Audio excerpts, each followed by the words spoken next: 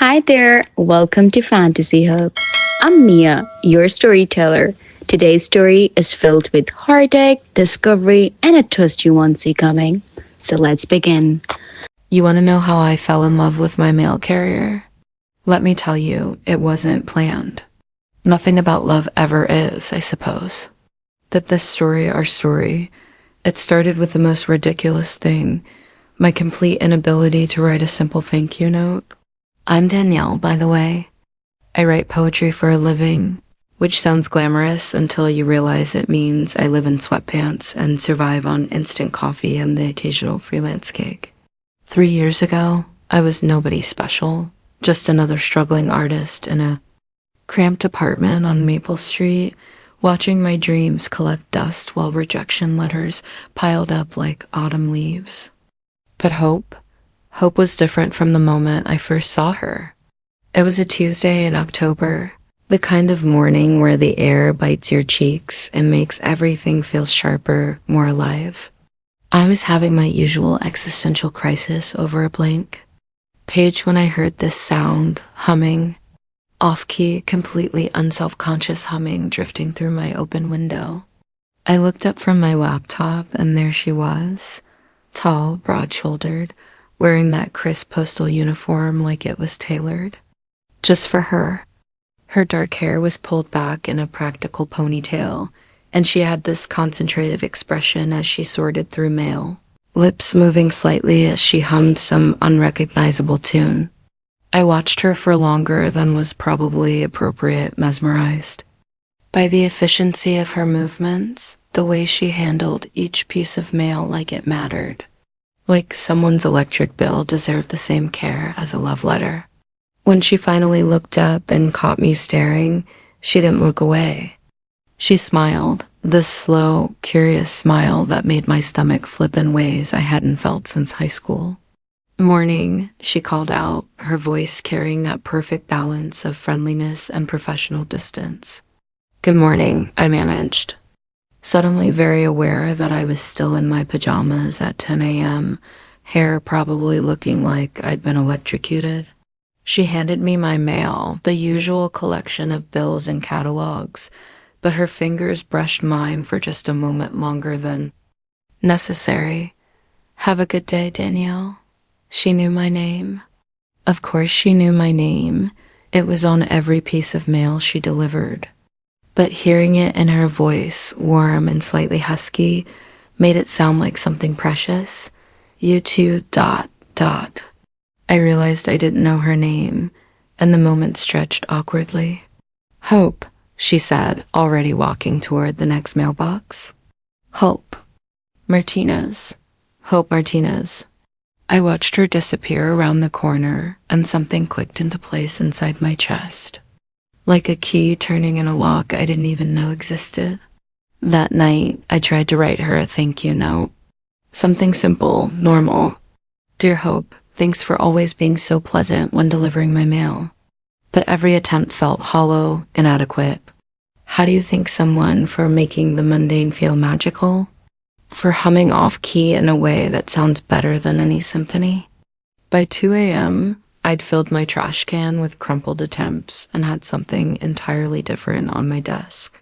A poem. Not about thanking her, but about the way morning light caught in her hair. About hands that treated every letter like it might contain someone's dreams. "You taste like the last good day of summer," I wrote, then immediately felt ridiculous. But it was true, wasn't it? She had that golden, fading warmth of September afternoons, that bittersweet beauty of something precious coming to an end. I told myself I'd throw it away in the morning. Instead, I found myself walking to the Hendersons' mailbox 3 blocks over at dawn, tucking the folded paper between their electric bill and a furniture catalog. No signature, no explanation. Just words on paper released into the world like a message in a bottle. The next week, I did it again. And again, different mailboxes along Hope's route, different poems. "Your laugh is a door I want to walk through. Strong hands, gentle with fragile things." I became a lovesick ghost haunting suburban mailboxes, leaving unsigned poetry like breadcrumbs for a woman who probably thought her route had been invaded by some wannabe Hallmark card writer. But here's the thing about secrets. They change. Shape in the dark. What started as anonymous poetry became deliberate encounters. I'd time my coffee runs to coincide with Hope's lunch break. She'd take longer organizing mail when she reached my box, and we'd exchange these loaded glances that made the air between us electric. You know, she said one afternoon in November, handing me what was obviously a pizza coupon. This looked important. Thought I should deliver it personally. I stared at the bright red Tony's Pizza minus 50% off Tuesday's flyer and felt my cheeks burn. Very important, I agreed seriously. Life-changing even? Her laugh was everything I'd tried to capture. In those hidden poems, warm and surprised and entirely her own, well, can't have you missing out on discounted pizza. That's basically a public service failure on my part. Can't have that, I said, and the way she was looking at me made my pulse quicken, like she could see right through my awkward small talk to the woman who'd been leaving love letters in strangers' mailboxes. These moments multiplied. Hope would linger. I'd find excuses to be outside when she arrived. We talked about everything and nothing. Her love for old detective novels, my struggles with writer's block, the way her route took her through the city's hidden gardens and forgotten corners. She told me about growing up in Phoenix, about her grandmother who collected vintage postcards, about the morning she decided to become a mail carrier because she wanted work that connected people. There's something beautiful about it, she said one December afternoon, both of us lingering by my mailbox despite the biting wind, carrying messages between people. Love letters, birthday cards, even bills. They're all part of someone's story, you know? I thought about the poems I'd been scattering along her route like seeds, and my chest tightened with the weight of my secret. Do you ever wonder about the stories behind what you deliver? Something shifted in her expression, became more careful, sometimes. There's this thing that's been happening on my route lately. Someone's been leaving poems in random mailboxes. Beautiful ones. The residents keep bringing them to me, asking if I know who's writing them. My heart stopped. Actually stopped. Poems? Love poems, mostly. Really good ones. There's this one about summer that Mrs. Peterson from Elm Street has practically memorized. She says it's the most romantic thing she's read since her Harold passed. Hope's eyes searched my face. You wouldn't happen to know anything about mystery poets in the neighborhood, would you?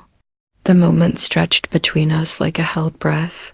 I could have confessed right then. Should have. Instead, I shook my head probably too quickly and muttered something about how nice it was that someone was spreading beauty in the world. Hope nodded slowly, but something in her expression suggested she wasn't entirely convinced. Yeah, nice. That night, I couldn't write. Couldn't eat.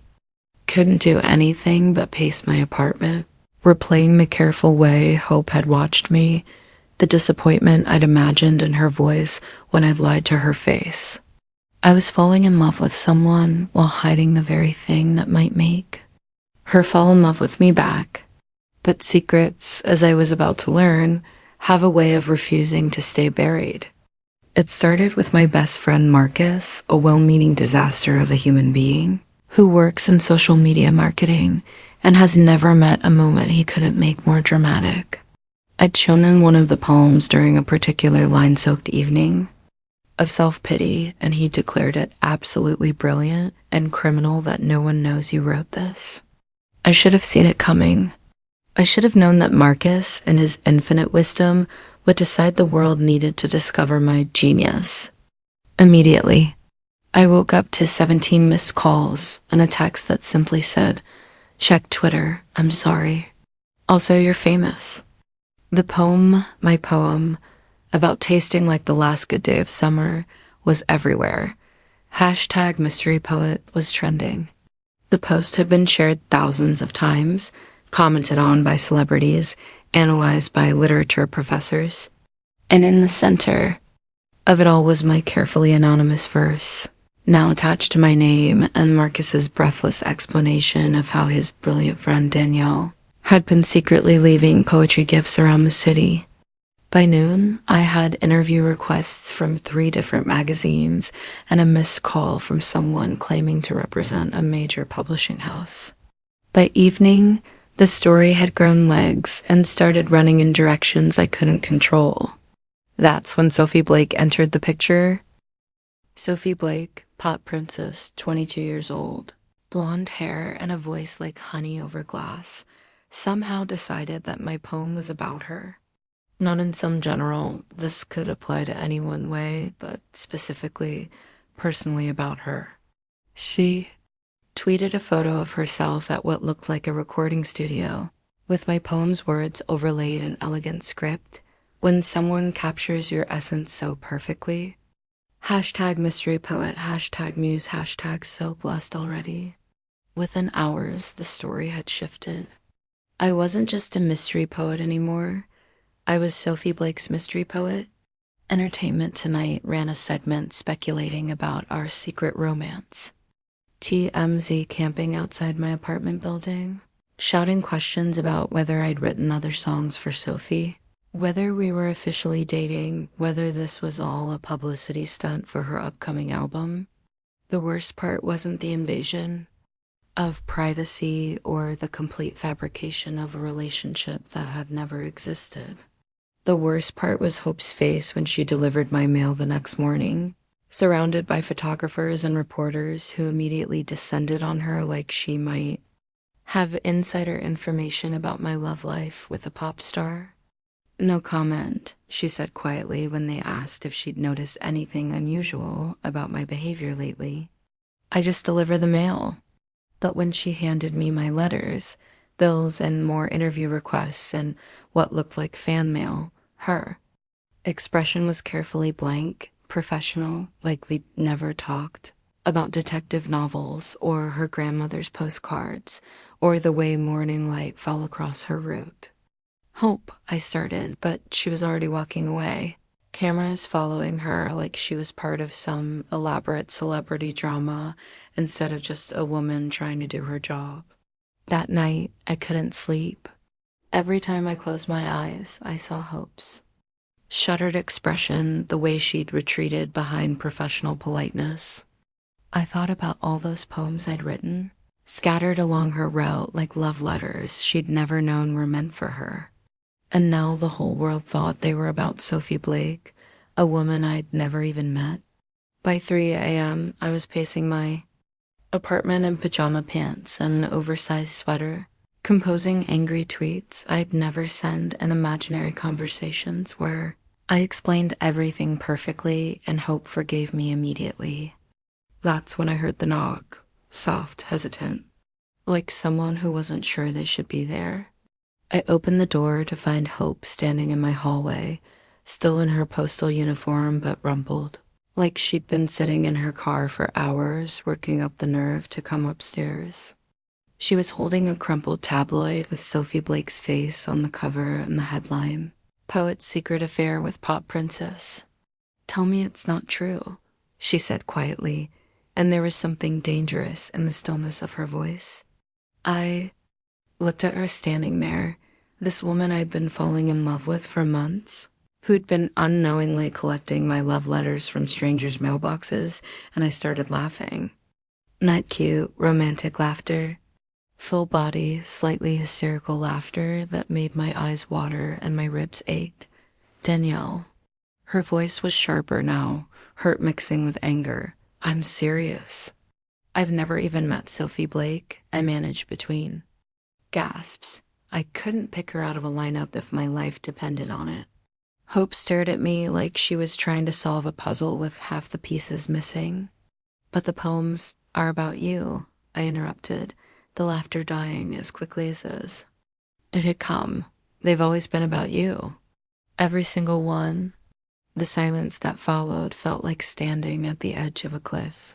Hope's expression shifted through confusion, disbelief, and something that might have been hope itself. The mystery poet, she said slowly. The one leaving poems in mailboxes along my route. That would be me. Romantically pathetic and apparently terrible at keeping secrets. You dot dot. She looked down at the tabloid in her hands, then back at me.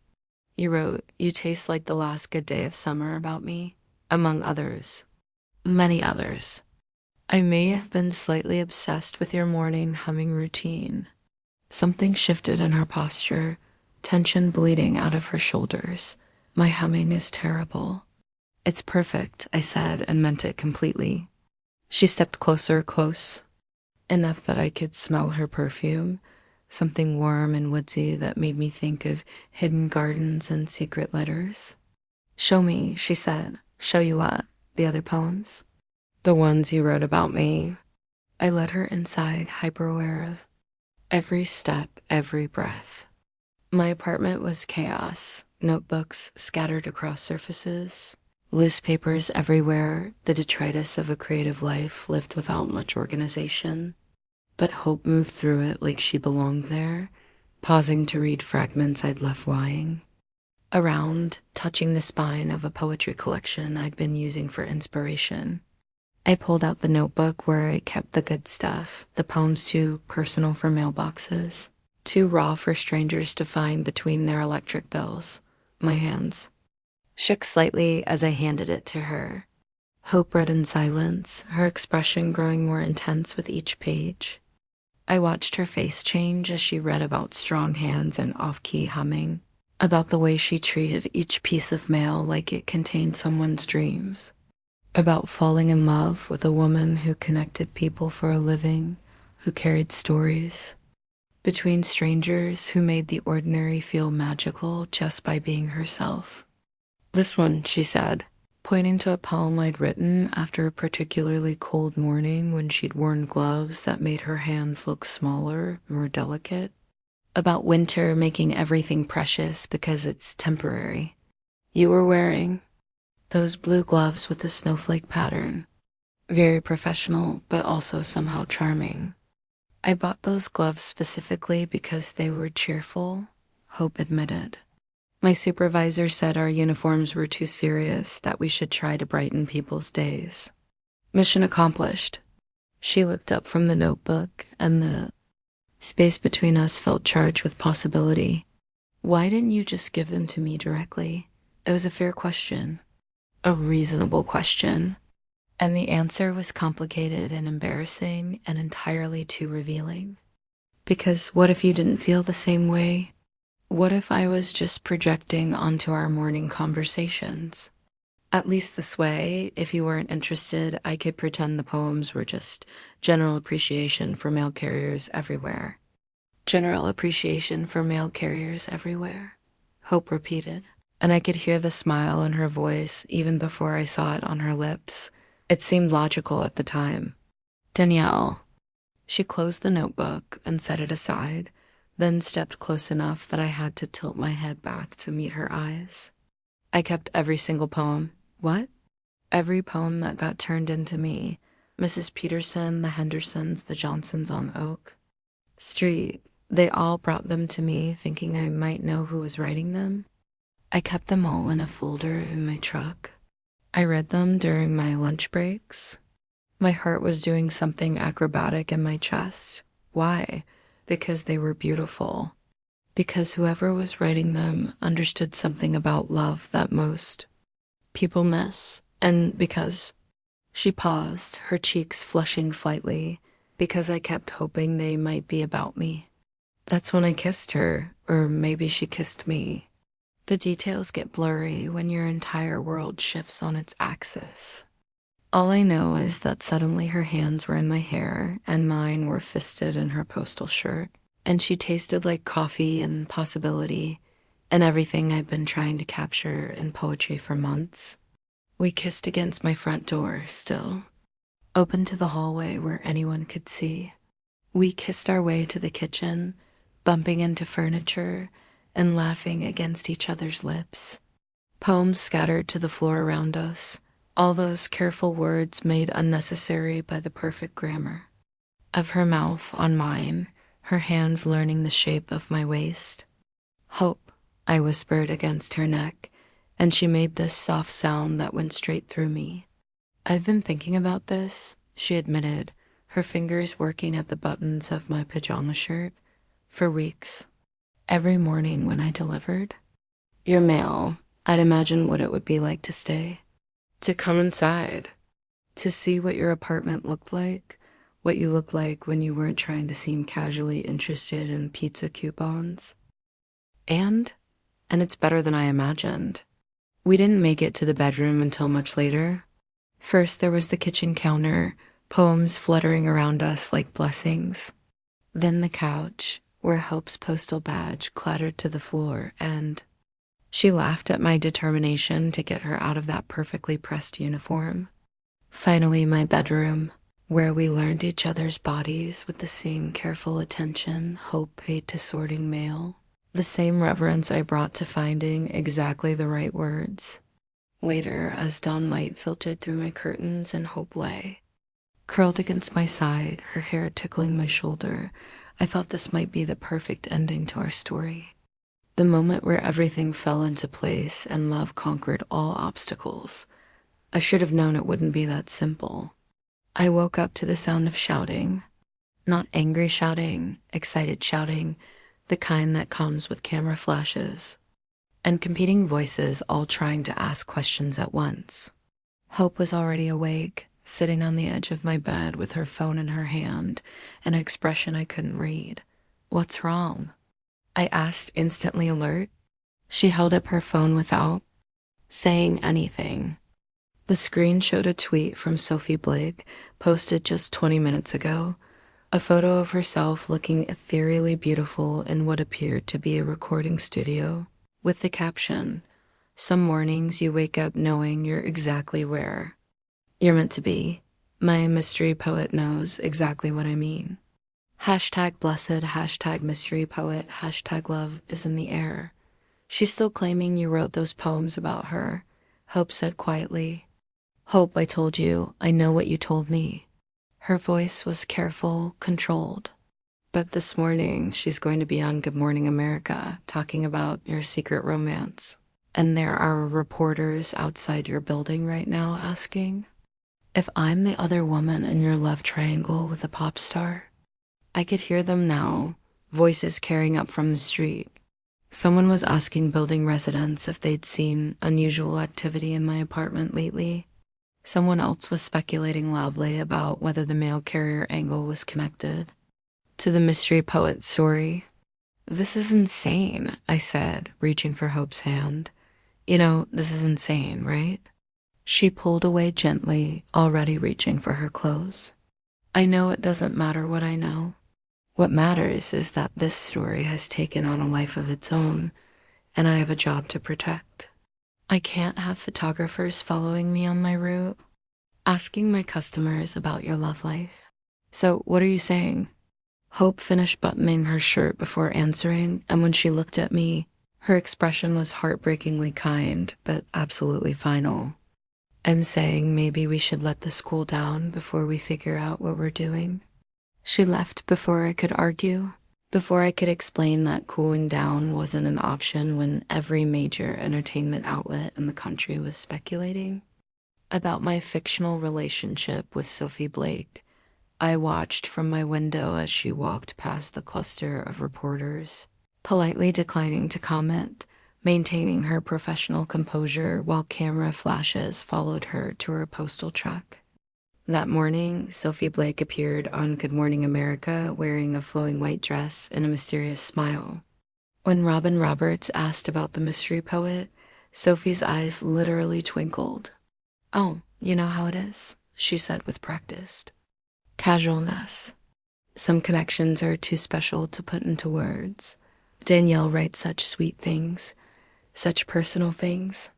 She winked, actually winked at the camera, like she was sharing a secret with America while I threw a pillow at my television screen. By noon, hashtag SophieLLE Danielle was trending on Twitter. Someone had created a fan account dedicated to our non-existent relationship. Entertainment Weekly was running a timeline of our secret romance, complete with photos of Sophie at various events and completely unrelated photos of me that someone had found on my publisher's website. I tried calling Hope, but it went straight to voicemail. I tried texting, but the three dots indicating she was typing would appear and disappear without any actual messages coming through. That's when I decided I'd had enough. I'd spent my entire adult life being careful with words, crafting them precisely, considering every angle before putting them into the world. But sometimes the most important truths are too urgent for careful consideration. Sometimes you have to trust that love is stronger than public relations disasters and that the right words, spoken at the right moment, can cut through any amount of manufactured drama. The Riverside Poetry Collective was hosting their monthly open mic night at Murphy's Bookshop, the same event where I'd been reading my work for the past 2 years to audiences of 12 people and their patient significant others. But tonight was different. Word had gotten out that the mysterious poet from the tabloids might make an appearance, and the small bookshop was packed with people holding phones, ready to capture whatever happened next. I hadn't prepared anything, hadn't written new material or practiced in the mirror. I simply walked to the microphone, looked out at the sea of expectant faces, and found Hope standing in the very back of the room, partially hidden behind a display of local authors. She'd come, despite everything, despite the media circus and the complications and the very real possibility that whatever I was about to do would make everything worse. She'd come. "This one's for the woman who delivers my mail," I said into the microphone, my voice steadier than I felt. And no, it's not a metaphor. The room went completely quiet.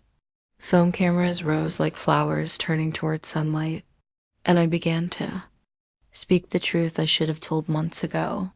I told them about rain-soaked Tuesday mornings and the way Hope hummed off-key while sorting letters, about strong hands that treated every piece of mail like it might contain someone's dreams, about falling in love with a woman who connected people for a living, who carried stories between strangers, who made the ordinary feel sacred just by paying attention.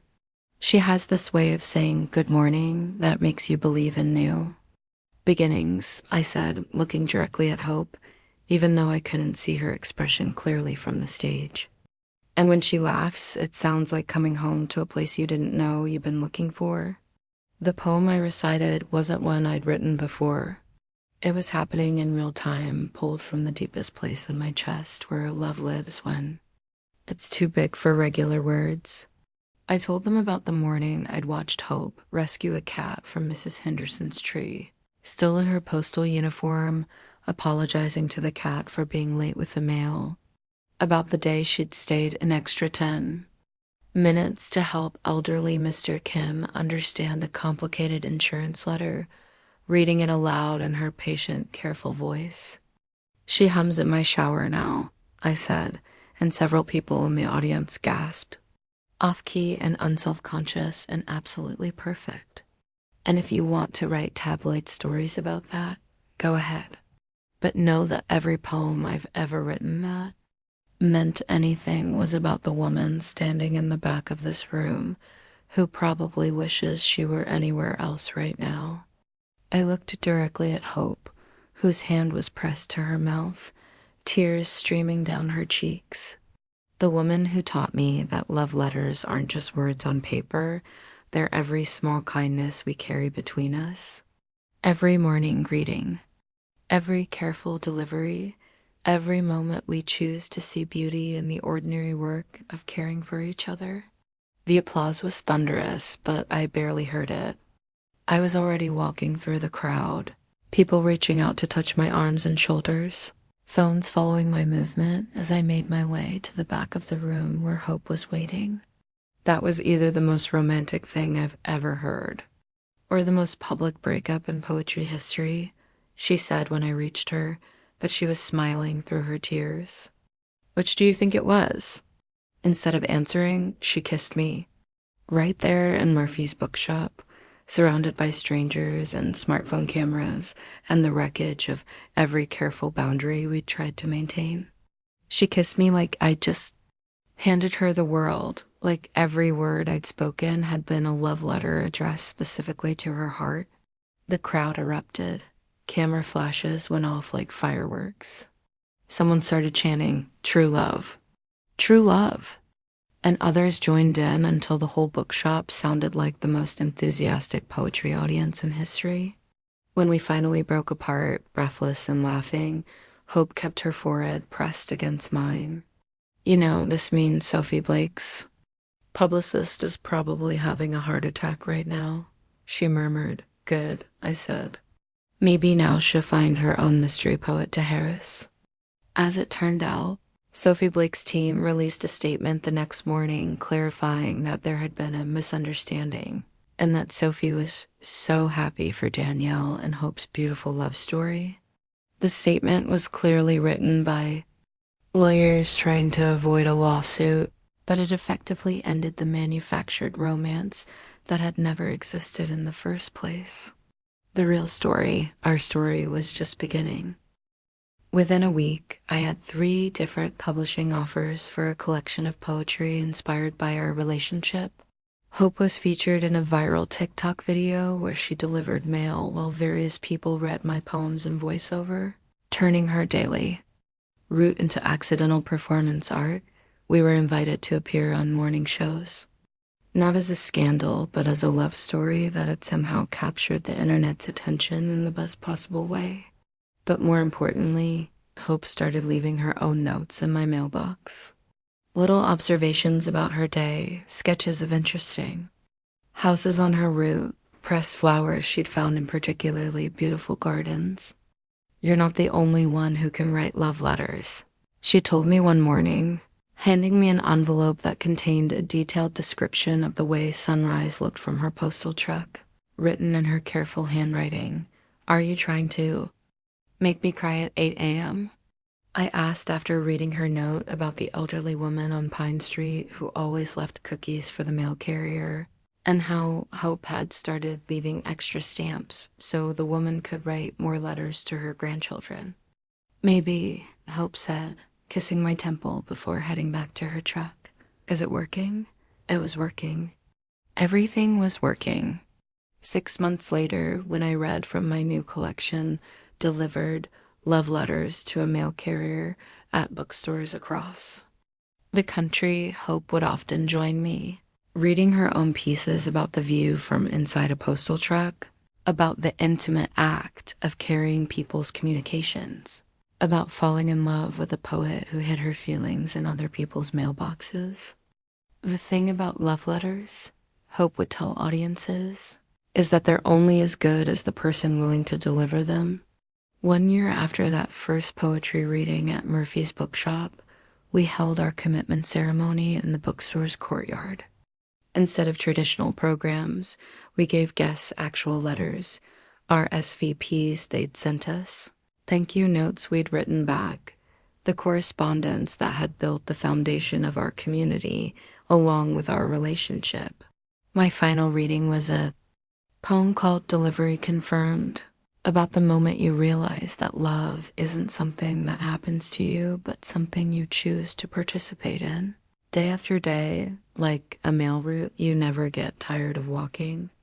Some love stories are written in grand gestures, I concluded, looking out at our friends and family, at Hope's postal colleagues still in uniform, at the writers and readers who'd become our chosen family. Ours was written in small dailies, in morning greetings and careful deliveries, in the radical act of treating every interaction like it might contain something precious. Hope, wearing a vintage postal bag converted into the world's most unique wedding accessory, stepped forward to speak her own vows. "Danielle taught me that love letters don't always come in envelopes," she said. "Sometimes they come in the form of poetry tucked between electric bills. Sometimes they're disguised as conversations about pizza coupons. Sometimes they're just the way someone says your name, like it's a word they've been waiting their whole life to learn how to pronounce correctly.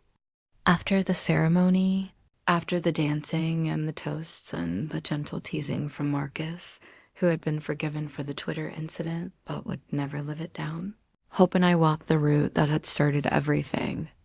Past Mrs. Peterson's house, where she kept my first poem framed in her kitchen. Past the Hendersons' mailbox, where I'd left so many anonymous love letters. Past all the places where our story had been quietly building itself, one small interaction at a time. We ended at the vintage mailbox we'd had installed in our backyard, a deep blue antique that Hope had restored herself, big enough to hold all the handwritten vows our wedding guests had contributed throughout the evening. Letters of support and advice, memories of their own love stories, promises to keep writing to each other in a world that was increasingly digital and disconnected. You know what I love most about this whole story? Hope said as we stood together in our backyard, both of us still in our wedding clothes, the mailbox overflowing with good wishes and love letters from our community. What's that? We never stopped being surprised by each other. You thought I was just a mail carrier who hummed off key. I thought you were just a struggling poet with questionable taste in pajamas. Neither of us saw this coming. I thought about that first Tuesday morning in October when I'd watched her sort mail like each piece contained someone's dreams. About the moment I decided to write a poem instead of a thank you note. About all the small choices that had led us here, to this backyard, to this mailbox full of other people's love stories, to this life we'd built by learning to see the extraordinary in the ordinary. I saw it coming, I said, pulling her closer. Maybe not the Sophie Blake tabloid drama, or the viral poetry readings, or the fact that my wedding dress would have a postal theme. But I saw you coming. From that very first morning, I saw you coming, and I never wanted you to leave. Hope kissed me then, soft and sure, while our friends continued celebrating inside, and the mailbox full of love letters stood witness to everything we'd promised each other. Tomorrow, she'd return to her postal route, and I'd return to my writing desk. But we'd carry this moment with us like a letter addressed to our future selves. Some love stories are whispered in secret, shared only between the two people living. Them, but ours was different. Ours was postmarked and delivered, and shared with anyone willing to pay attention to the small magics happening right in front of them every day. Ours was confirmed delivery to the heart, signed, sealed, and exactly where it belonged. And if you ever find yourself on Maple Street on a Tuesday morning in October, you might still hear Hope humming as she sorts the mail, off-key and perfect and completely unself-conscious. And if you listen carefully, you might catch me humming. Along from the window, both of us making music out of the ordinary miracle of another day together. That's how love stories really work, I think. Not in the grand gestures that make headlines, but in the daily choice to keep delivering kindness to each other's hearts, one small moment at a time.